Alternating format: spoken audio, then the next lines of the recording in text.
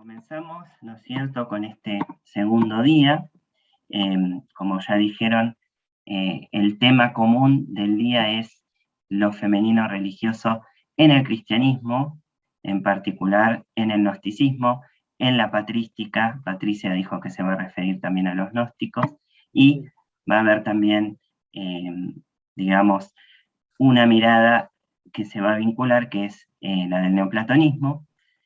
Ahora nos va a hablar el doctor Francisco García Bazán, investigador superior del CONICET, bueno, conocido por todos, especialista en neoplatonismo, en gnosticismo, en fenomenología e historia de las religiones, y nos va a hablar sobre lo femenino del padre en el pensamiento trimorfo. Hola, buenas tardes. Ya los saludé a todos, los vi, entonces comienzo. El pensamiento trimorfo es el solo escrito que nos ha conservado el Códice 13 de Nahum Maxi. Los restantes escritos que completaban el volumen, 2 probablemente, se han perdido. Las hojas del escrito que nos ocupa aparecieron dentro del Códice Sexto.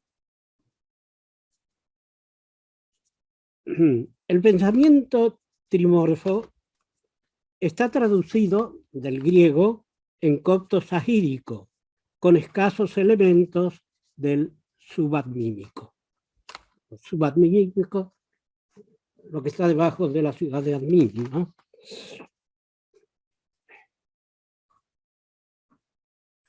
Las 8 hojas del manuscrito están bien conservados, presentando algunos deterioros en los bordes superior e inferior, faltas que han sido restauradas por conjeturas. El título del escrito se registra al final y dice literalmente en griego: primer pensamiento trimorfo en 3 partes, escritura sagrada, escrito del Padre en conocimiento perfecto. O sea, se trata de un hieros logos, de una enseñanza sagrada autorizada y transmitida regularmente bajo la forma de un discurso de revelación. La frecuencia en el relato de la fórmula yo soy, ofreciéndose como un mensaje de autoproclamación de su figura central, es un rasgo del documento afín con las aretalogías de la época helenística.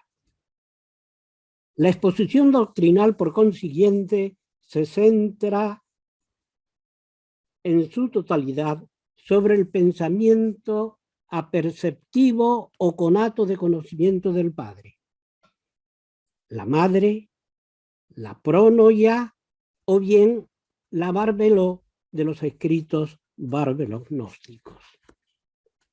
Puesto que el conocimiento del Padre, encerrado germinalmente en el deseo o voluntad de conocer del primer pensamiento, no puede concretarse más que como conciencia total o intelecto, la protennoia se presenta como triforme, es decir, como un ser unitario que al tender hacia el Padre incognoscible envuelve 3 potencias: la del ser que se desea conocer, la del deseo de conocer y la del conocimiento del ser que se desea. La tríada de la tridinamis del preconocimiento que se concentra en el apócrifo y se encuentra en el apócrifo de Juan, en el Sostrianos, en las 3 estelas de Segni, en el Marsanes y también en el Anónimo de Bruce. Y en el texto está aludida al caracterizarse la naturaleza no dicha o voz en silencio del primer pensamiento. Esta tríada, determinada o llegada a ser en acto, subyace como tres constantes o detenciones, moné, en el hijo e intelecto como voz pronunciada. Enseña de este modo el discurso tres aspectos de la divinidad y tres modalidades de su posible manifestación: Padre, Madre, Hijo, en concentración y reposo, o bien en despliegue subordinado al reposo, como pensamiento indistinto no dicho, intelecto autoengendrado, el lenguaje proferido, y discurso o palabra, el logos o relato lingüístico racional. Tengan presentes conceptualmente que estamos hablando de sonoridad, de voz y de palabra. En el principio era el verbo, no. En el principio eran muchas más cosas.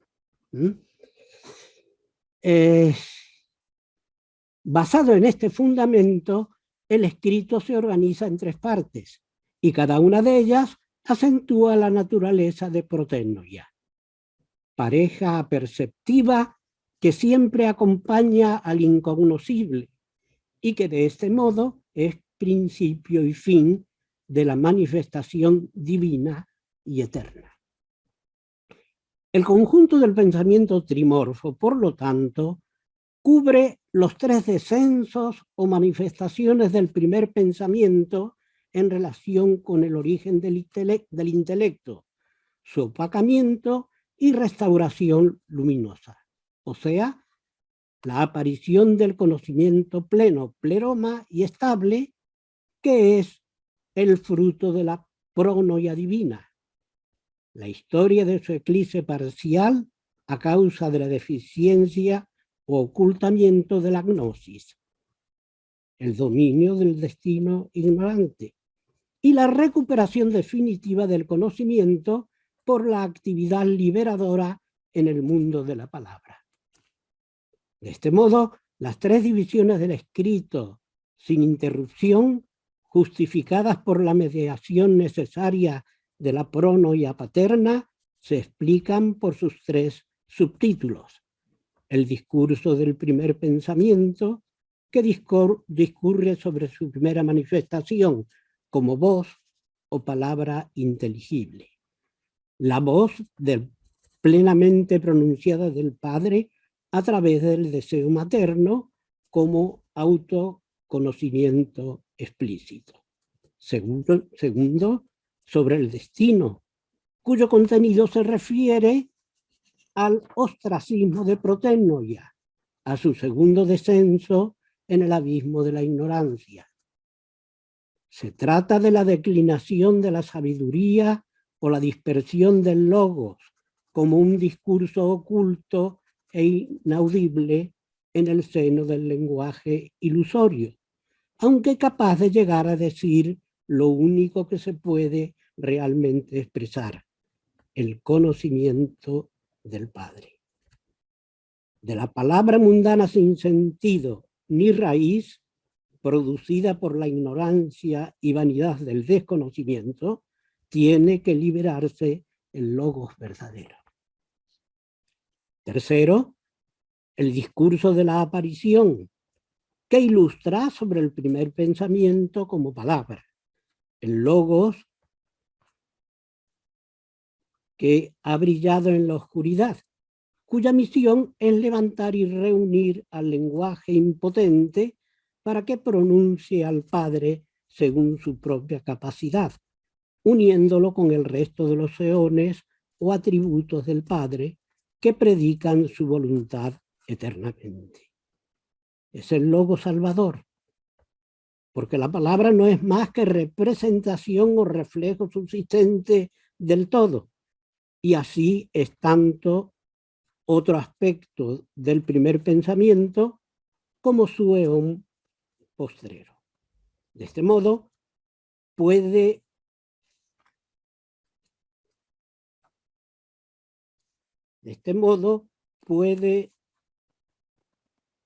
¿dónde está esto?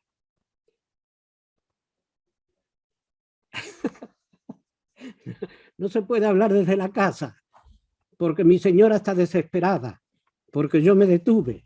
Y ahora dice, ¡ay, por Dios! Bueno, así lo hacemos más ameno. Bueno.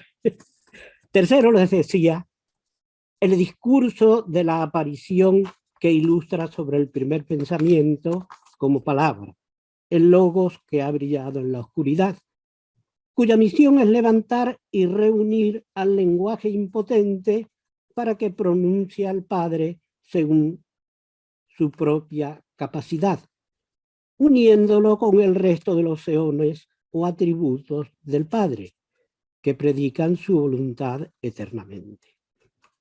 Es el logo salvador, reflejo subsistente del todo, y así es tanto otro aspecto del primer pensamiento como su aión postrero. De este modo, puede inconsciente de sí misma prorrumpir en lo irreal o decir lo ilusorio, pero siendo consciente, reivindicar su función peculiar unida a los eones de los que no debió separarse, en el Hijo o intelecto reconstituido para siempre. La empresa de salvación, rescate, recuperación y conservación consiste precisamente en el retorno a la situación original, una y distinta, que es lo que se dice a sabiendas de acuerdo con la voluntad de Dios. Pero la doctrina señalada, contenida en el molde, como he dicho, de un hieros logos, es afín asimismo a una comunidad que se experimenta iniciática en tanto que es parte de la obra salvífica y a cuya maduración se destina la instrucción. Efectivamente, con su discurso, el adepto gnóstico actualiza en sí lo que el Cristo ha cumplido prototípicamente, tanto al dominar con su descenso a las potencias cósmicas ineficaces, asumiendo su semejanza, como su exaltación gloriosa manifestada en el ascenso y la revelación gradual de la totalidad en el Padre. La celebración del rito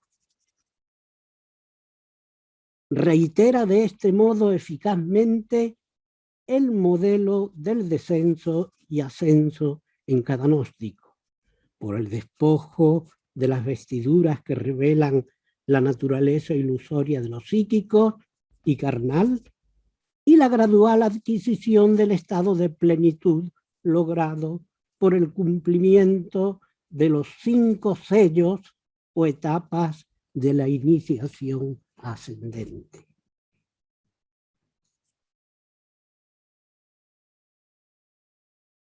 Se trata de la versión gnóstica de los misterios menores y mayores helenísticos, ratificando el contenido de lo que en ámbito estrictamente bautismal San Pablo registra como un eco.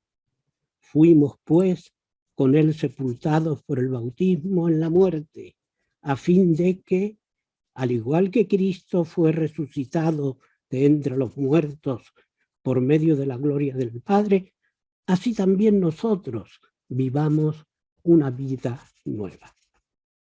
El rito iniciático en 5 etapas que el documento menciona y describe en 2 oportunidades, ratifica esta verosimilitud. Es la iniciación progresiva la que hace posible la gnosis, experiencia de conocimiento que aporta la realización espiritual. La iniciación se muestra como un proceso de ascensión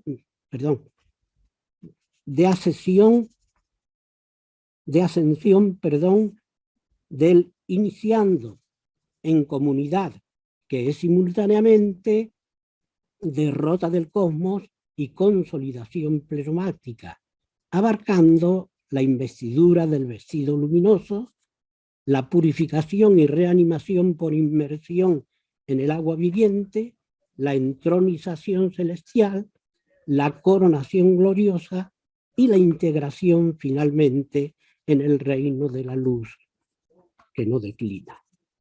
El cumplimiento de cada una de las etapas rituales convoca la presencia de cada una de las ternas de auxiliadores pertenecientes a las 4 grandes luminarias del pleroma, y gracias a esto se cumple la progresiva realización del paradigma plermático. Revestimiento de luz, participación en el agua de vida que fluye de la fuente de la vida, logro del trono celestial, participación de la morada de quienes glorifican y, por último, identificación con la luz inteligible. Como insinúa el estrato de Teodoto 78.2, por todos conocido, no solo es el bautismo el que libera, sino también la gnosis. Los elementos descritos sobre la naturaleza del primer pensamiento como base de la manifestación del Dios invisible, la aventura del ocultamiento del espíritu caído fuera de sí y la exégesis de la actividad salvífica del logos en la que se integra el iniciado, descubren el carácter gnóstico y cristiano íntimo de este documento. Además, la proximidad de su estilo de exposición a fuentes barbelognósticas, como Apócrifo de Juan y Anónimo de Bruces, y setianas, como el Evangelio de los egipcios, muestra su afinidad con estas corrientes, así como el apoyo especulativo extraída de la metafísica del lenguaje platónico pitagorizante apunta a un medio de creyentes cultivados en la filosofía más espiritualista de la época. El estilo de hieros logos que adopta la exposición, la familiaridad del autor con los usos mistéricos y el entendimiento del rito bautismal como un proceso iniciático gradual, son rasgos que abogan a favor del carácter arcaico de las creencias referidas por el documento. La enseñanza que imparte el texto no se preocupa por atenerse a las tendencias doctrinales protocatólicas y explicarlas gnósticamente, como hacen las escuelas de Valentín, de Basílides y otros conocidos maestros. Conserva en forma más independiente notas de lo que debió ser la transmisión del gnosticismo primitivo. Y ahora, ¿esto qué tenía que ver con el lenguaje?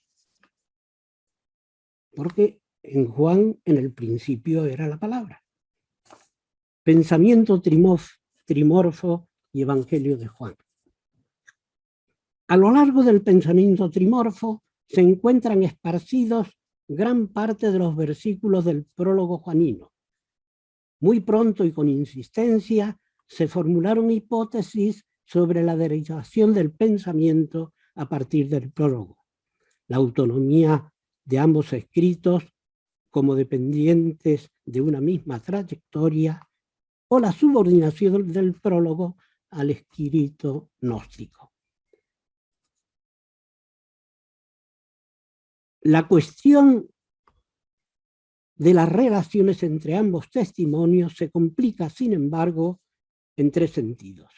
Primero, el prólogo juanino es una pieza literaria autárquica en relación con el Evangelio, un himno al verbo que se ha adaptado con ajuste al sentido evangélico.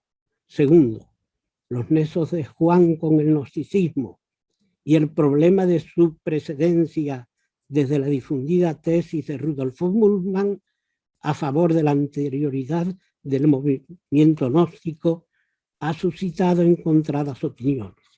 Tercero, las dificultades del entendimiento histórico de Juan y sus consecuencias no son ajenas a las de la existencia, transformaciones e influjos de la comunidad juanina con el medio eclesiástico, debiéndose comprender al Evangelio dentro del desarrollo de los escritos joánicos y sus contactos con las tendencias gnóstica y protocatólica.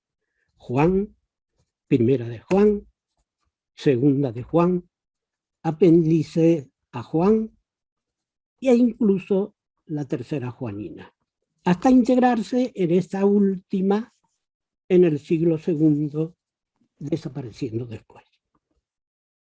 Puesto que la mayor parte de los versículos del prólogo figuran en el pensamiento trimorfo, dentro de una exposición armónica sobre el misterio de la palabra que salva, su sentido real y oculto, y además la autonomía lingüística del prólogo se impone sobre el Evangelio sin ser incompatible con el desarrollo de su mensaje, es razonable sostener que se trata de dos versiones exegéticas, gnóstica y juanina, emergentes de una tradición sapiencial cristiana sobre el logos previa a la redacción de ambos textos. El pensamiento trimorfo, por consiguiente, debe haber sido redactado en el medio cristiano alejandrino próximo a la comunidad juanina y antes de la exégesis del prólogo de Juan del valentiniano Teodoto. Puede haber sido escrito hacia mediados del siglo II. Ya lo presenté, si tengo tiempo ahora leo algunos fragmentos para que se den cuenta. Nos pasamos en un minuto. Un minuto, bueno, en un minuto leo el comienzo. La manifestación del primer pensamiento como voz. Esto que puede haber llamado la atención. Yo soy la protennoia, el pensamiento que existe en la luz. Soy el movimiento que está en el todo, aquello en la que el todo se mantiene. El primogénito entre los que han llegado a ser, la que es antes que el todo. Se me designa con 3 nombres, aunque soy sola perfecta. Soy invisible en el pensamiento del invisible, manifiesta en lo inconmensurable e inefable. Soy inaccesible, puesto que existo en lo inaccesible, moviéndome en toda criatura. Soy la vida de mi epinoia, que está en todo poder y en todo movimiento eterno y en las luces invisibles y en los arcontes, los ángeles, los demonios y toda alma que está en el tártaro.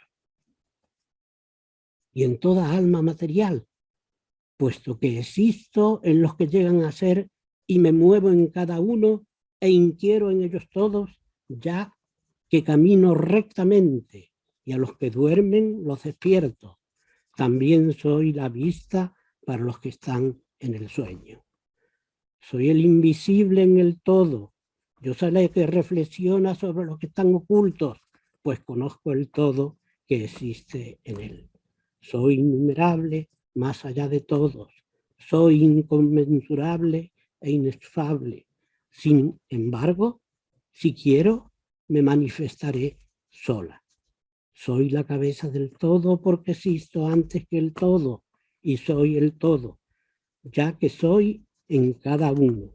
Soy una voz que habla silenciosamente, existiendo desde el principio, porque existo en el silencio que rodea a cada uno de ellos.